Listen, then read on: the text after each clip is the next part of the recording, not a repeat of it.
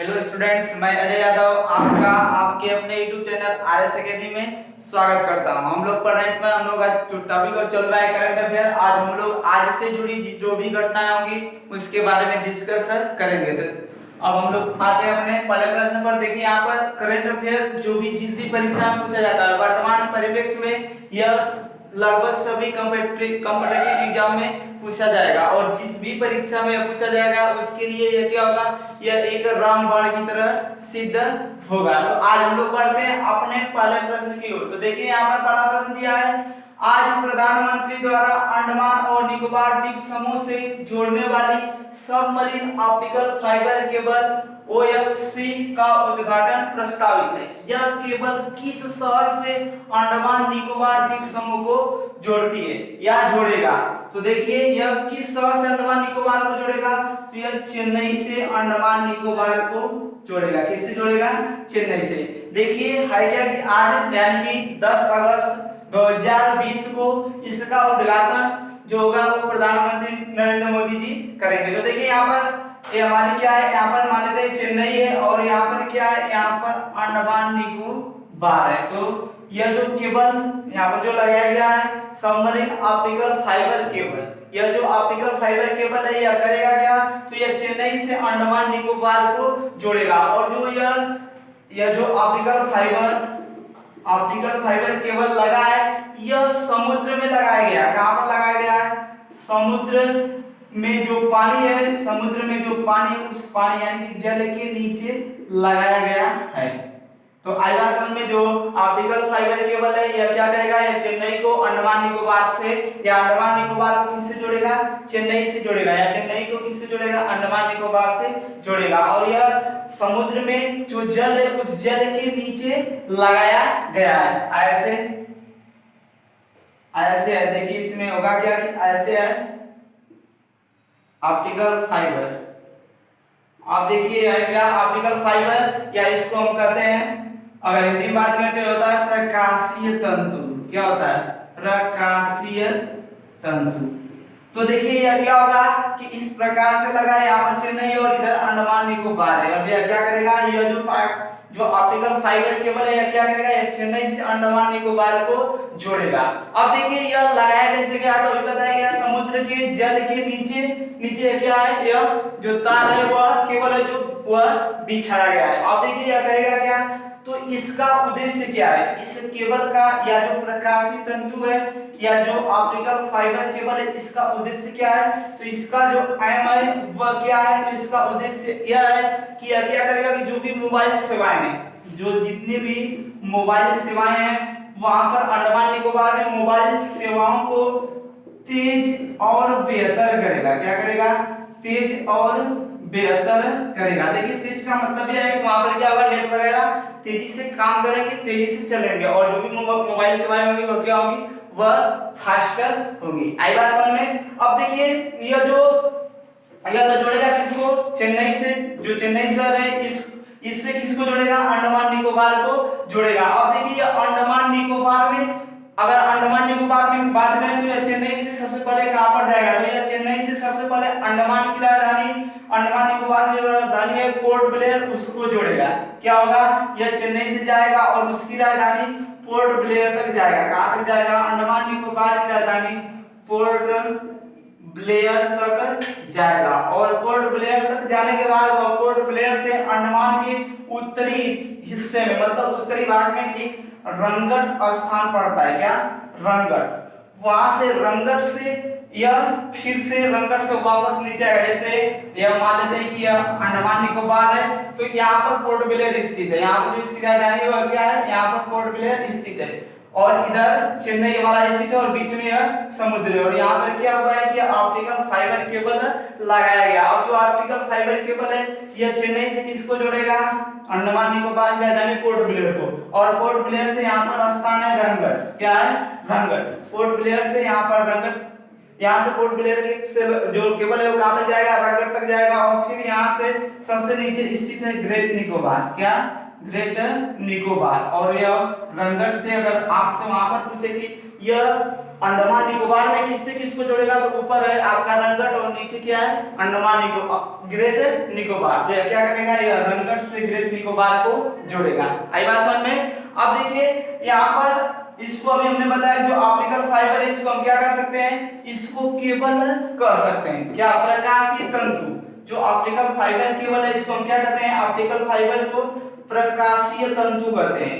और साइंस में यह आपका, फिजिक्स में यह एक प्रश्न बन सकता है कि जो प्रकाशीय तंतु होता है वह किस सिद्धांत पर कार्य करता है। प्रकाशीय तंतु किस सिद्धांत पर कार्य करता है, तो यह TIR सिद्धांत पर कार्य करता है, यानी कि टोटल इंटरनल रिफ्लेक्शन, पूर्ण आंतरिक परावर्तन के सिद्धांत पर कार्य करता है। किस पर कार्य करता है, पूर्ण आंतरिक परावर्तन के सिद्धांत पर कार्य करता है ऑप्टिकल फाइबर। तो देखिए इसमें होगा क्या कि जो भी हम संदेश भेजना चाहते हैं यहाँ से चेन्नई से भेजेंगे अंडमान निकोबार के लिए, तो जो भी संदेश भेजेंगे या क्या होगा, यह यहाँ पर जाएगा ऐसे ऐसे आपस में टकरा कर क्या होगा, वह समाप्त नहीं होगा और क्या होगा, जल्दी से वहां पर पहुंच जाएगा। और इसका उद्घाटन कौन करेंगे, तो इसका उद्घाटन करेंगे पीएम मोदी। कौन, प्रधानमंत्री नरेंद्र मोदी जी इसका उद्घाटन करेंगे। और कब करेंगे, 10 अगस्त 2020 को, यानी कि आज के दिन क्या होगा, इसका उद्घाटन किया जाएगा। तो आशा है जो बातें बताई गई आप लोगों को समझ में आई होगी। अब हम लोग बढ़ते हैं अगले प्रश्न की ओर। देखिए अगला प्रश्न है, हाल ही में किस शहर के हवाई अड्डे की प्रबंध इकाई ने अंतरराष्ट्रीय यात्रियों के स्व घोषणा फॉर्म हेतु एक पोर्टल को विकसित किया है। तो अभी हाल ही में किस शहर के हवाई अड्डे की प्रबंध इकाई ने यह विकसित किया है यह पोर्टल, तो यह किया है दिल्ली के हवाई अड्डे की इकाई ने, हवाई अड्डे की प्रबंधन इकाई ने ऐसी घोषणा किया। तो देखिए अभी हाल ही में दिल्ली शहर के हवाई अड्डे की प्रबंध इकाई ने अंतरराष्ट्रीय यात्रियों के स्व घोषणा फॉर्म हेतु एक पोर्टल को विकसित किया। अब देखिए इसमें होगा क्या कि यह जो पोर्टल है यह 8 अगस्त, कब से, 8 अगस्त 2020 से यह कार्य कर रहा है। यह क्या कर रहा है, 8 अगस्त 2020 से यह कार्य कर रहा है, यानी कि 8 अगस्त 2020 से यह जो सेवा है यह क्या हो गई है, यह दिल्ली एयरपोर्ट पर लागू हो गई है। और ओनली केवल दिल्ली एयरपोर्ट पर ही यह सुविधा लागू है। देखिए इसमें होगा क्या, तो इसमें होगा क्या कि जो दिल्ली एयरपोर्ट है इसने कहा है, इसके प्रबंध इकाई ने कहा कि अगर कोई भी विदेश से, कोई भी व्यक्ति अगर विदेश से दिल्ली एयरपोर्ट पर आएगा, कहां पर आएगा, अगर विदेश से अगर दिल्ली एयरपोर्ट पर अगर वह आएगा तो उसको दिल्ली एयरपोर्ट पर 7 दिन संस्थागत क्वारंटाइन के रूप में रखा जाएगा। क्या किया जाएगा, 7 दिन संस्थागत क्वारंटाइन के रूप में रखा जाएगा। आई बात समझ में। तो दिल्ली एयरपोर्ट का एक नियम है, उसने क्या कहा है, उसने कहा है कि जो भी विदेश से अगर कोई भी व्यक्ति आएगा तो क्या होगा, वह 7 दिन तक संस्थागत क्वारंटाइन होगा। कहां पर, दिल्ली में। अब देखिए 7 दिन संस्थागत क्वारंटाइन होगा दिल्ली में, फिर उसके बाद वो अपने घर जाएगा। कहां पर जाएगा, अपने घर पर जाएगा।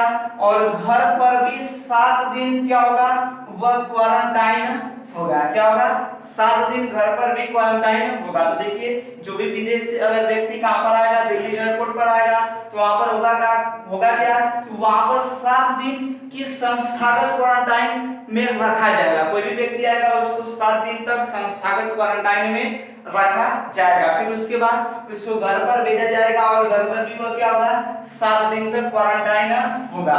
तो देखिए इसके लिए इसने क्या किया, जो दिल्ली एयरपोर्ट है उसकी प्रबंध इकाई ने एक स्व घोषणा फॉर्म जारी, एक देखिए पोर्टल जारी किया है जिसका नाम क्या है, स्व घोषणा फॉर्म। तो एक ऑनलाइन इसने क्या किया, एक ऑनलाइन पोर्टल लॉन्च किया है। अब देखिए जो ऑनलाइन यह पोर्टल है इसमें आपको यहाँ पर दिया है कि स्व घोषणा फॉर्म है। क्या है, स्व घोषणा फॉर्म है। तो जो यह आपका ऑनलाइन पोर्टल है इसके तहत होगा क्या कि इसके तहत यह होगा कि आप जब विदेश से कहां पर आ रहे हैं, अगर आप भारत में आ रहे हैं या दिल्ली एयरपोर्ट पर आ रहे हैं, आप जब विदेश से दिल्ली एयरपोर्ट पर आ रहे हैं तो आने से पहले आप एक स्व घोषणा फॉर्म अप्लाई कर दीजिए। क्या करिए, स्व घोषणा फॉर्म भर दीजिए और उसमें आपकी स्वयं की घोषणा होगी कि हाँ मैं बिल्कुल ठीक हूँ, मुझे किसी प्रकार का कोई संक्रमण नहीं है, मतलब कोविड-19 से जुड़ा कोई भी मुझ में संक्रमण नहीं है और मैं क्या हूँ, बिल्कुल ठीक हूँ। अगर आप यह स्व घोषणा फॉर्म भर देते हैं तो उसके बाद जब आप दिल्ली एयरपोर्ट पर आएंगे तो आपको 7 दिन का जो संस्थागत क्वारंटाइन है वह नहीं होना पड़ेगा। क्या करना पड़ेगा, आप संस्थागत क्वारंटाइन जो 7 दिन का है उससे आप बच जाएंगे और आप सीधे कहां पर जाएंगे, घर पर जाएंगे और घर पर आपको क्या होना पड़ेगा, 7 दिन तक क्वारंटाइन होना पड़ेगा। तो पहले क्या होता था कि पहले यह होता था कि आप जब दिल्ली एयरपोर्ट पर जाएंगे तो वहां पर भी 7 दिन तक संस्थागत क्वारंटाइन रहेंगे, उसके बाद घर जाएंगे तो घर पर भी 7 दिन तक क्वारंटाइन होंगे। लेकिन अब दिल्ली एयरपोर्ट ने एक ऑनलाइन पोर्टल लॉन्च किया है जिसमें कहा है कि आप स्व घोषणा फॉर्म अप्लाई कर दीजिए, भर दीजिए। उसमें होगा क्या कि आप स्वयं की घोषणा करेंगे कि मैं बिल्कुल ठीक हूँ, मुझे किसी प्रकार का कोई संक्रमण नहीं है और तब जब आप आते हैं दिल्ली एयरपोर्ट पर तो आपको वहां पर संस्थागत क्वारंटाइन के लिए रोका नहीं जाएगा और वहां से आप क्या हो सकते हैं, एयरपोर्ट से बाहर आ सकते हैं और 7 दिन तक घर पर आकर क्वारंटाइन हो सकते हैं। तो देखिए जो यह पोर्टल लॉन्च किया गया, इस पोर्टल का एकमात्र उद्देश्य क्या है, इसका उद्देश्य है जो 7 दिन तक संस्थागत क्वारंटाइन है इसको रोकना। इसका उद्देश्य क्या है कि 7 दिन जो संस्थागत क्वारंटाइन है उसको क्या करना, रोकना। तो आशा है जो बातें बताई गई आप लोगों को समझ में आई होगी। अब हम लोग बढ़ते हैं अगले प्रश्न की ओर। देखिए अगला प्रश्न है, हाल ही में ट्राइफेड ने 6 अगस्त को अपना स्थापना दिवस मनाया है। जो ट्राइफेड है इसने क्या किया है, एक कंपनी है और इसने अभी हाल ही में 6 अगस्त को अपना स्थापना दिवस मनाया है। इसकी स्थापना कब की गई थी, तो जो ट्राइफेड है इसकी स्थापना कब की गई थी, तो इसकी स्थापना 1987 में की गई थी। कब की गई थी, 1987 में ट्राइफेड की स्थापना की गई थी। अब देखिए ये जो ट्राइफेड है यह क्या है, तो यह एक कंपनी है और यह एक क्या है, यह एक कंपनी जो क्या करती है कि यह जितने भी आदिवासी हैं, क्या जितने भी आदिवासी हैं उन आदिवासियों के उत्पाद को बेचने का कार्य करती है। क्या करती है, जितने भी आदिवासी हैं वो क्या करते हैं, वे जो भी उत्पादन करते हैं तो उनके उत्पाद को बेचने का कार्य कौन करती है, तो उनके उत्पादों को, जैसे जो भी उत्पाद होगा, प्रोडक्ट होगा तो उसको मार्केट तक पहुंचाना होगा। तो आदिवासी किस प्रकार से कैसे पहुंचा पाएंगे, तो यह क्या करती है, यह आदिवासी जो भी प्रोडक्ट बनाते हैं या जो भी उत्पादन करते हैं उनको यह क्या करती है, मार्केट में ले जाकर बेचने का कार्य करती है। कौन, ट्राइफेड। और अभी हाल ही में ट्राइफेड ने क्या किया है, 6 अगस्त को अपना स्थापना दिवस मनाया है। तो जो यह ट्राइफेड है इसकी स्थापना कब की गई थी, तो इसकी स्थापना बताया गया 1987 में की गई थी। कब, 6 अगस्त 1987 को ट्राइफेड की स्थापना की गई थी। अब देखिए जो ट्राइफेड है इसके बारे में बताया गया कि क्या करती है, आदिवासियों के उत्पाद को बेचने का कार्य करती है। और जो यह ट्राइफेड कंपनी है यह किस मंत्रालय के अंतर्गत आती है, तो यह जनजाति मंत्रालय के अंतर्गत आती है। किसके, किस मंत्रालय के अंतर्गत कार्य करती है, तो जनजातीय मंत्रालय के अंतर्गत कार्य करती है। आई बात समझ में। अब देखिए जब जनजातीय मंत्रालय के अंतर्गत कार्य करती है तो जनजातीय मंत्रालय के वर्तमान मंत्री कौन है, तो उनका नाम है अर्जुन मुंडा। कौन है, अर्जुन मुंडा जनजातीय मंत्री हैं। आई बात समझ में। अब देखिए जो यह ट्राइफेड है यह वर्तमान में क्या है कि अभी हाल ही में इसका 6 अगस्त को स्थापना दिवस मनाया गया। कब, 6 अगस्त 2020 को, 6 अगस्त 2020 को इसका 33वां स्थापना दिवस मनाया गया है। बात समझ में। 6 अगस्त 2020 को इसका कौन सा स्थापना दिवस मनाया गया है, तो 33वां स्थापना दिवस मनाया गया है। इसकी स्थापना कब की गई थी, 1987 में की गई थी।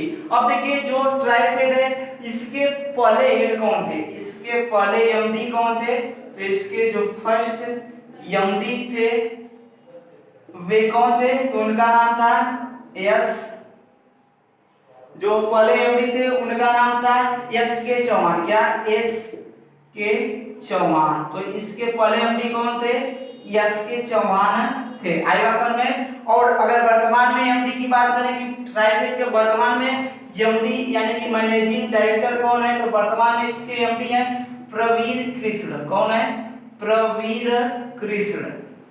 तो ट्राइफेड के पहले एमडी यानी कि मैनेजिंग डायरेक्टर कौन थे, तो एस के चौहान थे, और वर्तमान में कौन है, प्रवीण कृष्ण है। अब देखिए जो यह ट्राइफेड है यह वर्तमान में इस समय चर्चा में क्यों है, आई बात समझ में, यह वर्तमान में चर्चा में क्यों है। तो देखिए जो यह ट्राइफेड है यह वर्तमान में चर्चा में क्यों है, तो यह वर्तमान में चर्चा में है, क्यों है, इस कारण से है कि जो यह ट्राइफेड है इसने क्या किया है कि इसने एक पोर्टल, एक ऑनलाइन पोर्टल लॉन्च किया है। क्या किया है, एक ऑनलाइन ऑफिस नेटवर्क जारी किया है। क्या किया है, ऑनलाइन ऑफिस नेटवर्क जारी किया है। और यह क्या है, यह एक ऑनलाइन पोर्टल है जिसका नाम क्या है, ऑनलाइन ऑफिस नेटवर्क। अब देखिए इसके तहत होगा क्या, तो इसके तहत देश में जितने भी आदिवासी हैं, पूरे देश में जितने भी आदिवासी हैं, अगर देश का कोई भी व्यक्ति इन आदिवासियों के विकास के लिए कुछ करना चाहता है, क्या करता है, अगर जितने भी पूरे विश्व में पूरे देश में आदिवासी हैं, उन आदिवासियों के लिए भारत का कोई भी व्यक्ति अगर उनके विकास के लिए कुछ करना चाहता है तो वह ट्राइफेड से सीधे जुड़ सकता है। किससे, ट्राइफेड से जुड़ सकता है। अगर कोई भी व्यक्ति है वह क्या कर सकता है, अगर वह आदिवासियों के विकास में कुछ मदद करना चाहता है तो क्या कर सकता है, वह ट्राइफेड से जुड़ सकता है। और वह माध्यम कौन सा है, तो वह माध्यम है online office network. Online office network के थ्रू वह क्या कर सकता है, वह ट्राइफेड से जुड़ सकता है। जो व्यक्ति भारत में जितने भी आदिवासी हैं उनके विकास में क्या करना चाहता है, उनका मदद करना चाहता है। आई बात समझ में। अब देखिए यहाँ पर तो बात हो गई ट्राइफेड ने क्या किया है, अभी स्थापना दिवस मनाया है, और इसकी स्थापना कब की गई, 1987 में। वर्तमान में चर्चा में क्यों रहा, अभी बताया गया कि पूरे विश्व में जितने भी आदिवासी हैं क्या किया जाए कि जो भी आदिवासी है अगर कोई भी भारत का व्यक्ति इनके विकास में कुछ करना चाहता है तो वह क्या करेगा, वह ऑनलाइन ऑफिस नेटवर्क के थ्रू सीधे ट्राइफेड से जुड़ सकता है। इस कारण से क्या थी, चर्चा में थी। अब देखिए 6 अगस्त को एक और दिवस मनाया गया है। क्या हुआ है, 6 अगस्त 2020 को एक और दिवस मनाया गया, उसका नाम है हिरोशिमा दिवस। क्या, हिरोशिमा दिवस। अब देखिए जो हिरोशिमा दिवस है यह क्यों मनाया गया, तो यह कब मनाया गया, अभी 6 अगस्त को मनाया गया है। आई बात समझ में। तो देखिए जो हिरोशिमा है क्या है, थोड़ा सा इसके बारे में जान लेते हैं। दिवस मनाया गया जो इंपॉर्टेंट है और ये परीक्षा में पूछे जाते हैं। तो हिरोशिमा दिवस कब मनाया गया, 6 अगस्त को मनाया गया। अब याद में 6 अगस्त 2020 को मनाया गया। अब देखिए जो हिरोशिमा है क्या है, तो यह जापान का एक शहर है। क्या है, जापान का एक शहर है।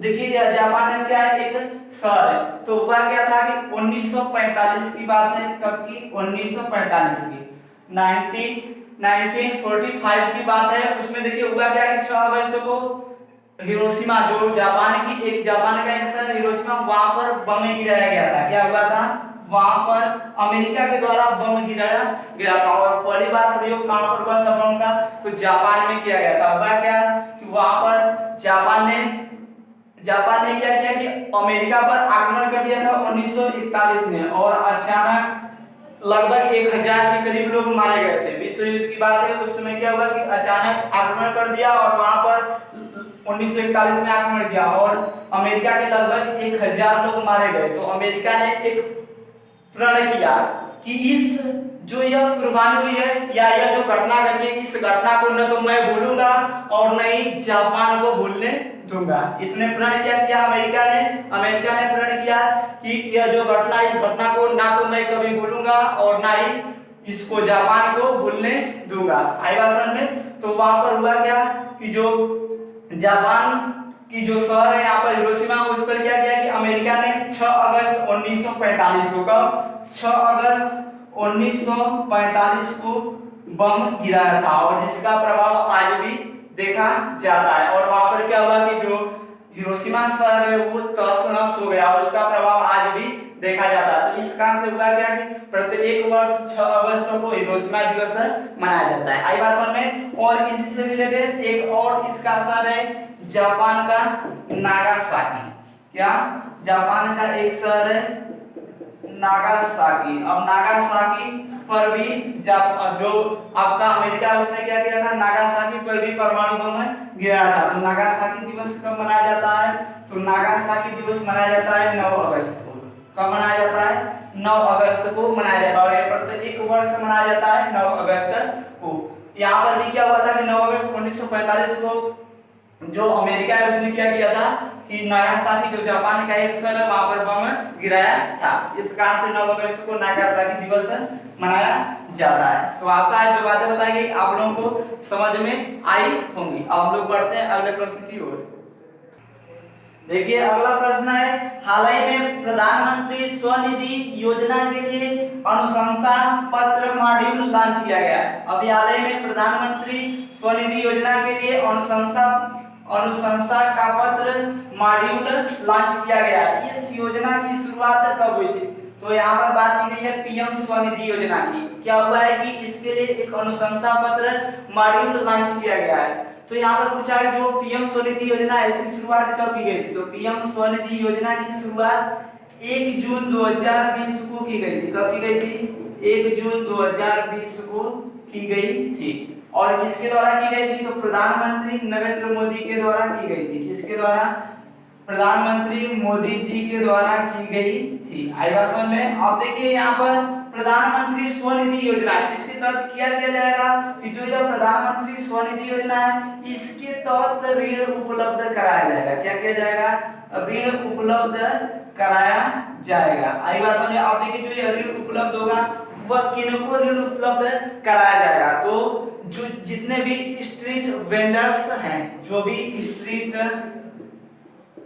वेंडर्स हैं या जिनको हम कह सकते हैं रेहड़ी पटरी वाले। कौन, रेहड़ी पटरी वाले। जितने भी जो भी शहर में क्या करते हैं, अपना छोटे विक्रेता है क्या करते हैं, अपना सामान को बेचते हैं या क्या करते हैं, जो रेहड़ी पटरी उस पर क्या करते हैं, अपना व्यापार करते हैं। उनके लिए क्या किया गया है कि पीएम स्वनिधि योजना क्या करेगी कि उनके लिए ऋण उपलब्ध कराएगी। और यह जो ऋण होगा वो कितने का होगा, तो 10,000 रुपए का ऋण उपलब्ध कराएगी। कितने का, 10,000 रुपए का ऋण उपलब्ध कराएगी। आई बात समझ में। कितने का ऋण उपलब्ध कराया जाएगा, तो 10,000 रुपए का ऋण उपलब्ध कराया जाएगा। किनको, स्ट्रीट वेंडर्स यानी जितने भी रेहड़ी पटरी वाले हैं, जो भी छोटे विक्रेता हैं, जो शहर में क्या करते हैं, जो भी सड़क के किनारे या रेहड़ी पटरी लगा कर क्या करते हैं, अपना जो भी सामान है उसको क्या करते हैं, बेचने का कार्य करते हैं। उनके लिए यह योजना शुरू की गई है, पीएम स्वनिधि योजना। अब देखिए यह तो शुरू की गई। अगर इसका फुल फॉर्म की बात करते हैं, जो प्रधानमंत्री स्वनिधि योजना है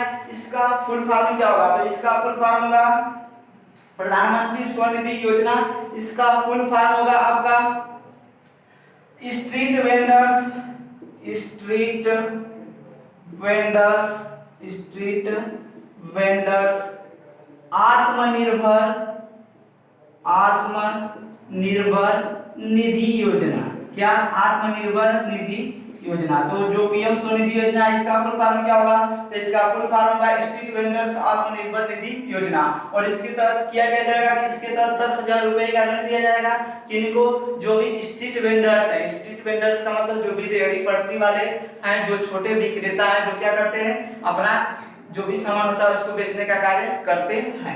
अब देखिए यह जो 10,000 रुपए का ऋण दिया जाएगा इसमें होगा क्या कि यह 1 वर्ष के लिए दिया जाएगा। कितने वर्ष के लिए, 1 वर्ष के लिए। अब होगा क्या कि अगर आप 1 वर्ष में इसको वापस कर देते हैं, जो भी ऋण है उसको क्या कर देते हैं, अगर 1 वर्ष के अंदर आप क्या करते हैं, ऋण को चुका देते हैं। क्या करते हैं, ऋण को चुका देते हैं, तो आपको 7% की ब्याज सब्सिडी दी जाएगी। कितने परसेंट की, 7% की ब्याज सब्सिडी दी जाएगी। आई बात समझ में।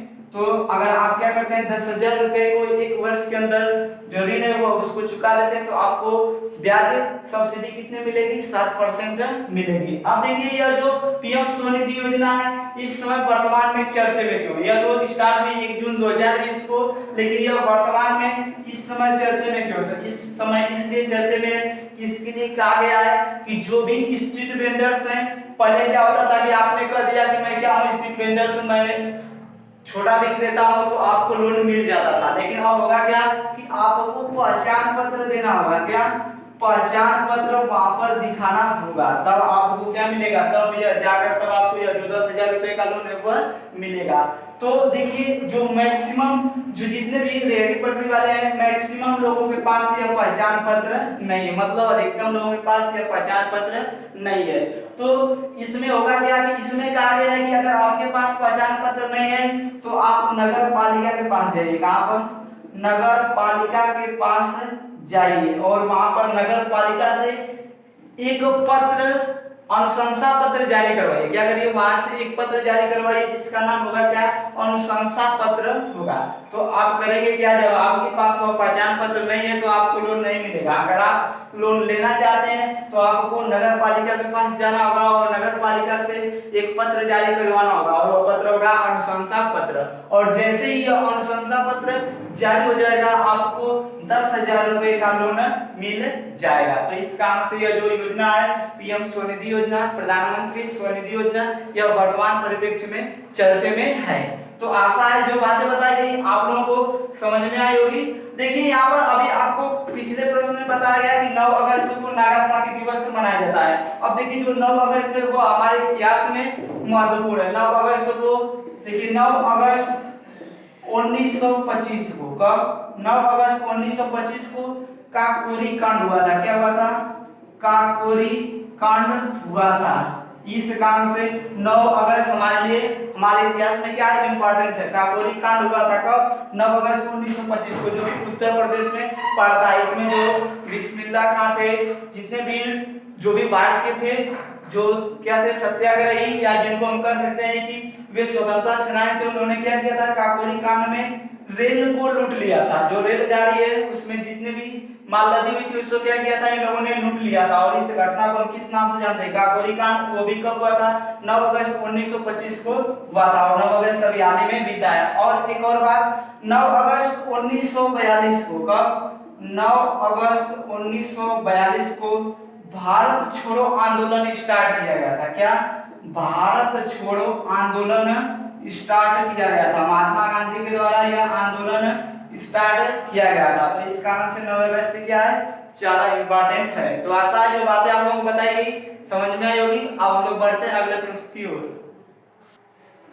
देखिए अगला प्रश्न है, हाल ही में हिंद महासागर में स्थित किस देश ने पर्यावरण आपातकाल की स्थिति घोषित कर दी है। तो अभी हाल ही में मॉरिशस ने, किसने, मॉरिशस ने ऐसा किया है। तो अभी हाल ही में मॉरिशस ने हिंद महासागर में स्थित जो है इसने क्या किया है, पर्यावरण आपातकालिक स्थिति घोषित कर दिया। ऐसा क्यों किया है मॉरिशस ने। तो अभी हाल ही में मॉरिशस चर्चे में था, क्यों, क्योंकि जो मॉरिशस का सुप्रीम कोर्ट है, कौन, मॉरिशस का जो सुप्रीम कोर्ट है उसके नए भवन का निर्माण किसने किया है, भारत ने किया है। जो मॉरिशस का जो सुप्रीम कोर्ट है उसके नए भवन का निर्माण किसने किया है, भारत ने किया है। और अभी हाल ही में जो प्रधानमंत्री नरेंद्र मोदी है उन्होंने क्या किया था कि इसके जो नया भवन बना है उस भवन का उद्घाटन किया था। तो देखिए यह जो आपका मॉरिशस है इसने अभी हाल ही में पर्यावरण आपातकाल लगाया है। क्यों लगाया है, तो इस कारण से लगाया है कि वाकासियो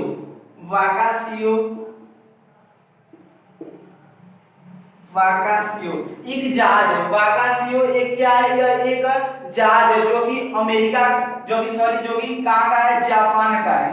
कहाँ का है, जापान का। तो मॉरिशस ने आपातकाल लगाया है, क्यों, क्योंकि एक वाकासियो नाम का एक जहाज है। वाकासियो क्या है, एक जहाज है। और यह किस देश का जहाज है, तो यह जापान का जहाज है। और वह क्या कि यह जो जापान का जहाज है यह हिंद महासागर से गुजर रहा था। कहां से गुजर रहा था, हिंद महासागर से होकर मॉरिशस के पास से गुजर रहा था। और वहीं पर हुआ क्या कि जो मॉरिशस है, पता है कि मॉरिशस कहां पर स्थित है, यह हिंद महासागर में स्थित है। कहां पर, हिंद महासागर में स्थित है। और जो जापान का जो जहाज था वाकासियो, यह जहाज हिंद महासागर से गुजर रहा था। और वहीं पर हुआ क्या कि हिंद महासागर में यह फंस गया। जो यह वाकासियो जहाज है यह हुआ क्या कि यह हिंद महासागर में फंस गया है। क्या हुआ है कि हिंद महासागर सागर में यह फंस गया है। अब देखिए जब हिंद महासागर में यह जहाज फंस गया तो हुआ क्या कि वहां पर बहुत प्रयास किए गए लेकिन यह जहाज क्या हुआ, नहीं निकला। और हुआ क्या कि जो जहाज का निचला जो हिस्सा है, निचला तल है, उस तल में रिसाव हो गया। निचले जहाज के निचले तल में हुआ क्या कि जहाज के निचले तल में रिसाव हो गया। और वह जो रिसाव था, देखिए हुआ क्या कि जो यह जहाज है इसके निचले तल में जब रिसाव हुआ तो यह बात समझ में नहीं आई कि मतलब ये जो रिसाव हुआ इसका पता कैसे लगा। तो देखिए जो यह रिसाव हुआ, इस रिसाव का पता सैटेलाइट के द्वारा लगाया गया। किसके द्वारा? जो रिसाव हुआ है उस रिसाव का पता किसके द्वारा लगाया गया? सैटेलाइट के द्वारा लगाया गया। और देखिए जो जहाज है, जो वो वाकाशियो जहाज है, उस जहाज में 4000 टन ईंधन भरा हुआ है। कितना? 4000 टन ईंधन भरा हुआ है। वह 4000 टन जो ईंधन है वह क्या कर गया, वह जहाज नीचे से लीक कर गई और इसके कारण ये जो ईंधन है क्या हो गया, वहां पर हिंद महासागर में फैल गया है। और जब यह जो ईंधन है यह हिंद महासागर में फैल गया तो इस कारण से मॉरिशस ने क्या कर दिया, पर्यावरण आपातकाल की घोषणा कर दी। और जो मॉरिशस है इसके जो प्रधानमंत्री हैं, जो पीएम है प्रविंद जगन्नाथ। कौन? प्रविंद जगन्नाथ। जो प्रविंद जगन्नाथ है इन्होंने फ्रांस से सहायता मांगी। किससे सहायता मांगी है? फ्रांस से सहायता मांगी है। तो अभी हाल ही में हुआ क्या कि एक जहाज वाकाशिको नाम का एक जहाज आ रहा था जापान का हिंद महासागर में और वह मॉरिशस के पास आकर फंस गया। और उसमें हुआ क्या कि सैटेलाइट के द्वारा पता चला कि जो वह जहाज है उस जहाज का निचली भाग लीक कर गया है और उसमें 4000 टन ईंधन भरा हुआ है। और वो ईंधन क्या हो गया, इस प्रकार से वह लीक होने के कारण वह पूरे हिंद महासागर में फैल गया। वहां पर जो मॉरिशस का एरिया वहां पर फैल गया है और इस कारण से मॉरिशस ने आपातकाल की घोषणा कर दी है। जो मॉरिशस के प्रधानमंत्री प्रविंद जगन्नाथ हैं इन्होंने क्या किया कि इन्होंने फ्रांस से सहायता मांगी है। तो इस कारण से मॉरिशस इस समय वर्तमान में चर्चा में है। और इससे पहले अभी आपको बताया गया कि इसके सुप्रीम कोर्ट का नए भवन का निर्माण किसने किया? भारत ने। और उसका उद्घाटन भी किसने किया? प्रधानमंत्री नरेंद्र मोदी ने किया। तो आशा है बातें समझ में आई होगी। अब हम लोग बढ़ते हैं अगले प्रश्न की ओर। देखिए अगला प्रश्न है, हाल ही में आईसीसी ने पुरुष टी20 विश्व कप 2021 का आयोजित करने की घोषणा की है। तो अभी हाल ही में आईसीसी ने पुरुष टी20 विश्व कप का आयोजन करने की घोषणा कहां पर की है? तो भारत में की है। देखिए जो आईसीसी इसने कहा कि जो 2021 का टी20 पुरुष का जो विश्व कप है वो कहां पर खेला जाएगा? भारत में खेला जाएगा। तो अभी हाल ही में पुरुष टी20 विश्व कप 2021 का आयोजन करने की घोषणा आईसीसी ने की है। यह आयोजन किस देश में किया जाएगा? तो यह भारत में किया जाएगा। अब देखिए इससे पहले 2020 में ऑस्ट्रेलिया में होने वाला था विश्व कप। जो टी20 का विश्व कप है वो कहां पर होने वाला था? 2020 में होने वाला था। और वो कहां पर होने वाला था? ऑस्ट्रेलिया में होने वाला था। तो जो ऑस्ट्रेलिया में विश्व कप 2020 में होने वाला था इसको टाल दिया गया। और यह कब होगा? 2022 में होगा। कब होगा? 2022 में होगा। और कहां पर होगा? ऑस्ट्रेलिया में ही होगा। आई बात समझ में? तो जो 2020 वाला था वह कब होगा? 2022 में होगा। और कहां पर होगा? ऑस्ट्रेलिया में होने वाला था और ऑस्ट्रेलिया में ही होगा। लेकिन जो 2021 का जो पुरुष वाला है, यह पुरुष वाला कहां पर आयोजित किया जाएगा? भारत में आयोजित किया जाएगा। यह घोषणा किसने की है? तो यह घोषणा की है आईसीसी ने। किसने? आईसीसी ने यह घोषणा की है। तो देखिए आईसीसी ने यह घोषणा की है तो आईसीसी के बारे में जान लेते हैं। आईसीसी इसका फुल फॉर्म होता है international cricket council. International cricket council या अंतरराष्ट्रीय क्रिकेट परिषद। क्या? अंतरराष्ट्रीय क्रिकेट परिषद। अब देखिए जो आईसीसी है इंटरनेशनल क्रिकेट काउंसिल यानी कि अंतरराष्ट्रीय क्रिकेट परिषद, इसकी स्थापना कब की गई थी? तो आईसीसी की स्थापना 15 जून 1909 ईस्वी को की गई थी। कब? 15 जून 1909 ईस्वी को आईसीसी की स्थापना की गई थी। जो आईसीसी है इसका अगर हेडक्वार्टर यानी कि मुख्यालय की बात करें तो इसका मुख्यालय दुबई में स्थित है। कहां पर स्थित है? दुबई में स्थित है। और दुबई कहां पर पड़ता है? तो यह यूएई में पड़ता है। कहां पर? यूनाइटेड अरब अमीरात में पड़ता है। अब देखिए जो आईसीसी है इसके वर्तमान में अगर सदस्यों की बात करते हैं, इसमें वर्तमान में कुल कितने सदस्य देश हैं? 105 सदस्य देश हैं। आई बात समझ में। और जो आईसीसी है इसके वर्तमान में अगर हेड की बात करें तो इसके वर्तमान में हेड कौन है? तो वो है शशांक मनोहर। कौन है? शशांक मनोहर। आई बात समझ में। और पूरे विश्व में जहां पर भी जो भी मैच रेगुलेट होता है उसको रेगुलेट करने का कार्य किसका होता है? आईसीसी का होता है। तो आशा है जो भी बातें बताई गई आप लोगों को समझ में आई होगी, और जो भी बातें बताएंगे अगर अच्छी लगी हो तो वीडियो को लाइक और शेयर जरूर करें और चैनल को सब्सक्राइब भी करें। और देखिए जो भी बातें बताएंगे ये कहीं ना कहीं आपके परीक्षा में जरूर टकराएंगी। आई बात समझ में। तो जो भी आपको बातें बताई जाए उनको ध्यान से देखिए। आई बात समझ में। तो देखिए कोई भी अगर भविष्य में बहुत से एग्जाम होने वाले हैं और वहां पर जहां सभी लगभग सभी एग्जामों में क्या होगा कि जो करंट अफेयर है वो जरूर पूछा जाएगा। और वहां पर होगा क्या कि वहां पर जो भी सवाल बताए जा रहे हैं, प्रश्न बताए जा रहे हैं आपके लिए रामबाण सिद्ध होंगे। तो इस कारण से हमारे साथ जुड़े रहिए। इस वीडियो को देखने के लिए आप लोगों का धन्यवाद।